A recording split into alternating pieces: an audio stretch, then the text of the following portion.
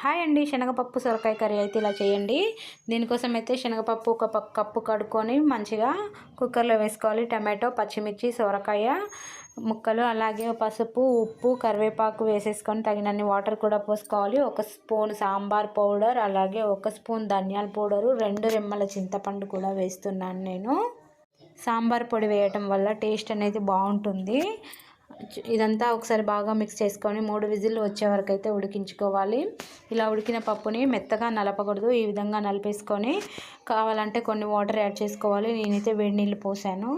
Evening వరకు taste బాగుంటుందనేసి. దీనికి పోపు కోసము స్టవ్ పైన కడాయి పెట్టేసి 2 స్పూన్ల ఆయిల్ వేసి పోపు దినుసులు, అలాగే దంచి పెట్టుకున్న జీలకర్ర, వెల్లుల్లి రెమ్మలు, ఎండుమిర్చి, కరివేపాకు వేసేసుకొని పసుపు కూడా వేసి కావాలంటే కొంచెం ఇంగువ కూడా వేసేసుకొని పోపులో పప్పు వేసేసుకొని కొత్తిమీర వేసి సర్వ్ చేసుకోవటమే.